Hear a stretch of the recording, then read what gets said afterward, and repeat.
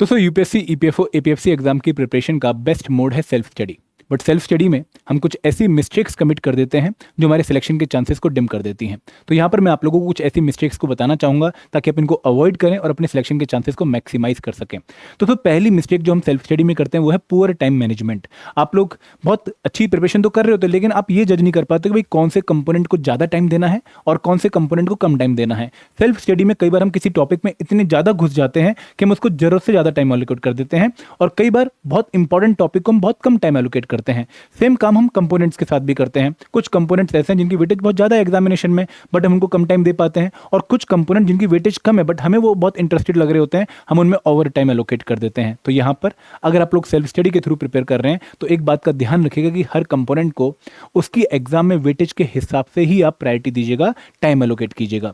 तो दूसरी मिस्टेक हम क्या कमिट करते हैं कि हम रिवीजन को प्रोक्रेस्टिनेट करते रहते हैं। हमें ऐसा लगता है कि भाई एक बार सिलेबस कंप्लीट हो जाए फिर रिवीजन आराम से करेंगे, बट दोस्तों ये सिलेबस कभी कंप्लीट होगा नहीं और आप हमेशा एक अर्जेंसी मोड में रहेंगे और रिवीजन का टाइम आपको कभी मिलेगा नहीं। तो यहाँ पर मैं आप लोगों से यही रिक्वेस्ट करूंगा कि जब आप सिलेबस को कवर कर रहे हो तो कोशिश करो कि सिलेबस की कवरेज के साथ साथ ही आप रिवीजन प्लान करो।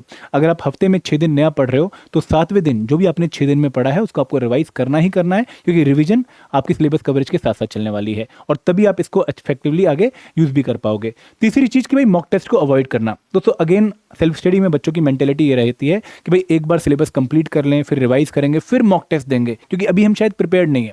तो यहाँ पर आपको मॉक टेस्ट प्रिपरेशन के साथ साथ देना चाहिए ताकि आप ये चेक कर पाएं कि भाई आप जो भी तैयारी कर रहे हैं क्या वो अच्छी कर रहे हैं, क्या आप जो है इस पे चीज़ों को कवर करके आए भी हैं, नहीं करके आए हैं, और सबसे बड़ी बात कि क्या आप on track of the exam requirement है या नहीं है। तो आपको प्रैक्टिस और मॉक टेस्ट साथ साथ देने चाहिए, और जो भी आपके वीक एरियाज निकलते हैं उनको साथ साथ अपने इंप्रूव भी करना चाहिए।